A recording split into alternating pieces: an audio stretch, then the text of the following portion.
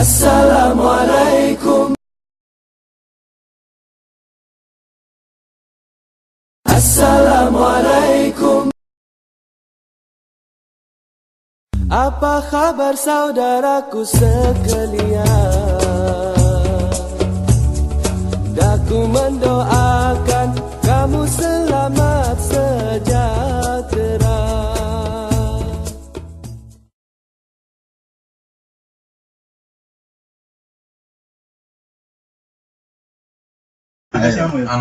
Assalamualaikum warahmatullahi wabarakatuh.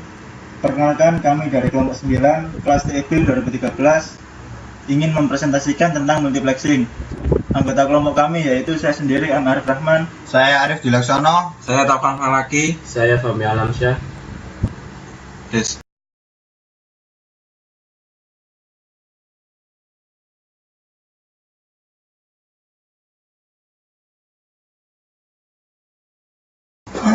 Pengertian multiplexing. Multiplexing adalah suatu teknik mengirimkan lebih dari satu informasi melalui satu saluran. Istilah ini adalah istilah dalam dunia telekomunikasi. Tujuan utamanya adalah untuk menghemat jumlah saluran fisik, misalnya kabel, pemancar, dan penerima, atau kabel optik. Contoh aplikasi dari teknik multiplexing ini adalah pada jaringan transmisi jarak jauh, baik yang menggunakan kabel maupun yang menggunakan media udara, wireless atau radio. Sebagai contoh, satu helai kabel optik Surabaya-Jakarta bisa dipakai untuk menyalurkan ribuan percakapan telepon. Idenya adalah bagaimana menggabungkan ribuan informasi percakapan voice yang berasal dari ribuan pelanggan telepon tanpa saling bercampur satu sama lain. Multiplexing sendiri dibagi menjadi 3 macam, yaitu yang pertama adalah FDM, TDM, XDSL, dan ADSL. FDM atau Frequency Division Multiplexing. FDM yaitu pemakaian secara bersama kabel yang mempunyai bandwidth yang tinggi terhadap beberapa frekuensi, atau setiap channel akan menggunakan frekuensi yang berbeda. Contoh metode multiplexer ini dapat dilihat pada kabel koaksial TV, di mana beberapa channel TV terdapat beberapa channel, dan kita hanya perlu tuner pengatur channel untuk gelombang yang dikehendaki. Pada teknik FDM tidak perlu ada modem, karena multiplexer juga bertindak sebagai modem, membuat modulasi terhadap data digital. Contoh aplikasi FDM ini yang populer pada saat ini adalah jaringan komunikasi seluler seperti GSM, Global System Mobile, yang dapat menjangkau jarak 100 meter sampai 35 km. Kelemahan modem disatukan dengan multiplexer adalah sulitnya mengupgrade ke komponen yang lebih maju dan mempunyai kecepatan yang lebih tinggi, seperti teknik permodulatan modern yang begitu cepat meningkat. Kelemahannya adalah jika ada channel terminal yang tidak menghemat data, frekuensi yang dikhususkan untuk membawa data pada channel tersebut tidak tergunakan, dan ini merugikan juga harganya agak mahal dari segi pemakaian, terutama dibandingkan dengan TDM, karena setiap channel harus disediakan frekuensinya. Kelemahan lain adalah karena bandwidth jalur atau media yang dipakai bersama-sama tidak dapat digunakan sepenuhnya, karena sebagian dari frekuensi terpaksa digunakan untuk memisahkan antara frekuensi channel-channel yang ada.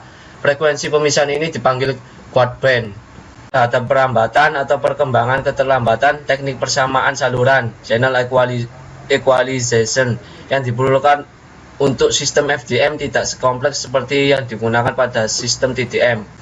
Kekurangannya adanya kebutuhan untuk memfilter bandpass yang harganya relatif mahal dan rumit untuk dibangun. Penggunaan filter tersebut biasanya digunakan dalam transmitter dan receiver.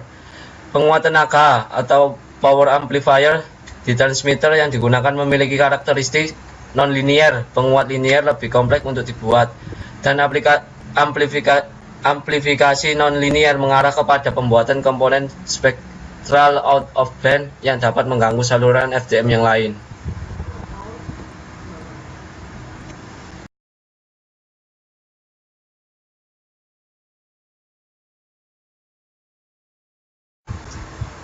Di sini saya akan menjelaskan tentang TDM, yaitu Time Division Multiplexing. Time division multiplexing merupakan sebuah proses pentransmisian beberapa sinyal informasi yang hanya melalui satu kanal transmisi dengan masing-masing sinyal ditransmisikan pada periode waktu tertentu. Prinsip TDM ini menerapkan prinsip penggiliran waktu, pemakaian saluran transmisi dengan mengalokasikan satu slot waktu bagi setiap pemakai saluran. TDM biasanya digunakan untuk komunikasi point to point. Pada TDM, penambahan peralatan pengiriman data lebih mudah dilakukan. Dan TDM ini lebih efisien daripada FDM. Jenis-jenis TDM yaitu ada dua. Yang pertama, synchronous TDM, dan yang kedua, asynchronous TDM. Synchronous TDM disebut sinkronus karena time slotnya dialokasikan ke sumber-sumber dan tertentu, di mana time slot untuk tiap sumber ditransmisi. Biar bagaimanapun sumber mempunyai data untuk dikirim.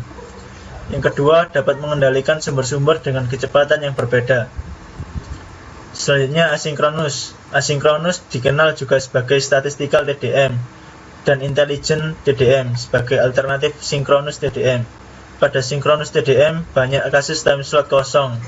Statistical TDM memanfaatkan fakta bahwa tidak semua terminal mengirim data setiap saat, sehingga data rate pada saluran output lebih kecil dari penjumlahan data rate semua terminal. Untuk mengoptimalkan penggunaan saluran dengan cara menghindari adanya slot waktu yang kosong akibat tidak adanya data pada saat sampling setiap input line, maka pada asynchronous TDM, proses sampling hanya dilakukan untuk input line yang aktif saja.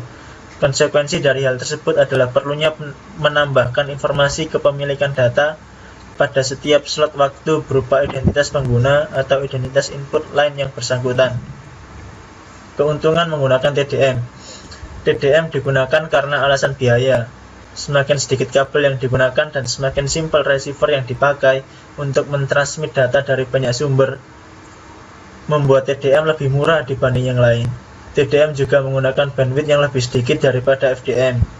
Dengan lebar bandwidth yang kecil, membuat bitrate semakin cepat, namun daya yang digunakan semakin besar.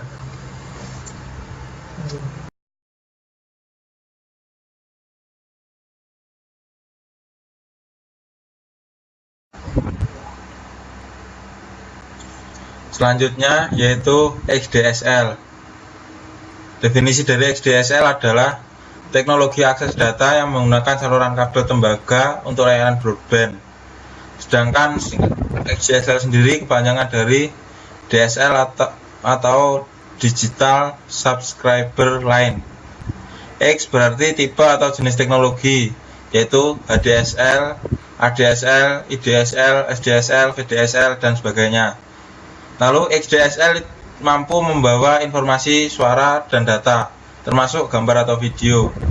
Untuk data dengan kecepatan bervariasi, mulai dari 128 KB per second hingga 8 MB per second. Yang selanjutnya yaitu XDSL menyediakan bandwidth frekuensi secara dedicated atau no share bandwidth. XDSL memiliki beragam definisi yang dapat ditemukan di berbagai literatur baik secara offline maupun online. Dari beberapa definisi tersebut dan dari beberapa sumber dapat disimpulkan bahwa XDSL merupakan famili teknologi yang menyediakan transmisi data pada jaringan tembaga dan merupakan singkatan umum untuk berbagai jenis tipe DSL. XDSL juga merujuk pada penggunaan teknologi antara peralatan pelanggan telepon dan STO, memungkinkan penggunaan bandwidth yang terbesar pada jaringan lokal akses telepon existing. XDSL adalah sebuah teknologi yang secara dramatis meningkatkan kapasitas digital saluran telepon biasa. Adalah teknologi akses yang menggunakan saluran kabel tembaga existing untuk layanan broadband. Tujuan utama dari XDSL adalah untuk menyediakan layanan pita lebar untuk residensial dan perkantoran. Dan yang terakhir, DSL dan XDSL adalah terminologi umum untuk semua jenis dari digital subscriber line. Alasan menggunakan XDSL yaitu ditinjau dari aspek layanan dan operasional. Yang pertama, XDSL mempunyai bitrate yang tinggi atau asimetrik dan simetrik. Selanjutnya, XDSL dapat melayani multimedia akses, yaitu suara, data, video secara stimulan. XDSL menggunakan aplikasi mode IP dan ATM. Selanjutnya, XDSL memanfaatkan jaringan tembaga atau saluran telepon existing atau yang telah terpasang. XDSL mudah dipasang dan langsung dapat dipakai. Dan yang terakhir, XDSL mudah diinstalasi. Dan beberapa keuntungan dari XDSL yaitu yang pertama, menggunakan infrastruktur atau kabel bare existing. Yang kedua, layanan dapat seketika diberikan kepada setiap pelanggan yang telah mempunyai sambungan telepon, baik perumahan maupun bisnis atau perkantoran. Yang ketiga, tidak perlu mengupgrade sentral seperti layanan ISDN karena trafik DSL tidak masuk ke sentral. Selanjutnya yaitu layanan baru yang diberikan tidak mengganggu layanan telepon existing atau ADSL. Dan yang terakhir, memberikan kanal akses digital kecepatan tinggi secara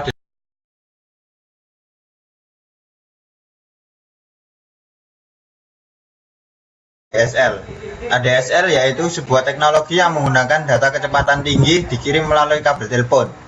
ADSL memungkinkan untuk menerima data sampai kecepatan 1,5 sampai 9 Mbps. Kecepatan downstream dan mengirim data pada kecepatan 16 sampai 640 kbps kecepatan upstream. Beberapa keuntungan ADSL yaitu Anda dapat terhubung ke internet dan tetap dapat menggunakan telepon untuk menerima atau menelpon. Kecepatan jauh lebih tinggi dari modem biasanya. Tidak perlu kabel telepon baru ADSL, memungkinkan menggunakan kabel telepon yang ada. Beberapa ISP ADSL akan memberikan modem ADSL sebagai bagian dari instalasi. Kelemahannya yaitu koneksi ADSL bekerja lebih baik jika Anda lebih dekat ke pusat kantor penyediaan layanan. Kedua, kecepatan download lebih besar daripada uploadnya. Biasanya kecepatan upload setengah dari downloadnya, dikarenakan teknologi koneksi ADSL melayani bandwidth asimetrik. Asimetrik sendiri yaitu bahwa data ditransferkan dalam kecepatan yang berbeda dari satu sisi ke sisi yang lain. ADSL. Ini adalah gambar dari konfigurasi umum ADSL. Nah, kelebihan dari kelebihan atau keunggulan teknologi ADSL yaitu satu saluran telepon dapat digunakan untuk pembicaraan telepon dan akses internet pada saat yang bersamaan. Karena di sini dipecah menjadi dua di filter, yaitu di pos ISDN dan modem ADSL. Nah, yang kedua yaitu koneksi internet lebih cepat dibanding menggunakan analog modem. Sifat hubungan dedicated connection. Tidak seperti dial-up modem di mana terjadi share line dengan penggunaan lainnya. Cepat dalam proses instalasi. Layanan yang bisa diakomodasi ADSL yaitu telepon atau POTS basis mile. Akses internet Speedy merupakan contoh pemanfaatan ADSL di PT Telekomunikasi Indonesia. Yang keempat yaitu video on demand MPEG 2 kualitas laserdisc. Yang kelima karaoke on demand MPEG 2 kualitas laserdisc juga. Yang keenam yaitu interaktif game. Yang ketujuh teleeducation. Yang ke-8 telemedicine. Yang terakhir yaitu video conference. Nah, terima kasih.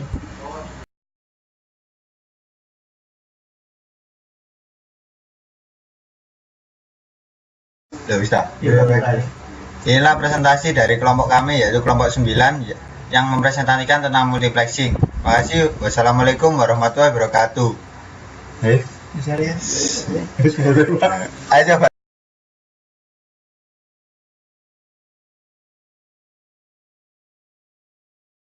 Assalamualaikum wabarakatuh.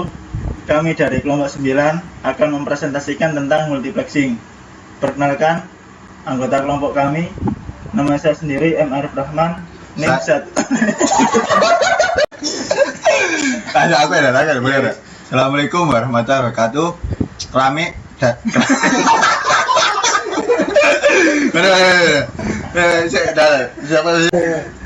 Assalamualaikum warahmatullahi wabarakatuh. Ini kalau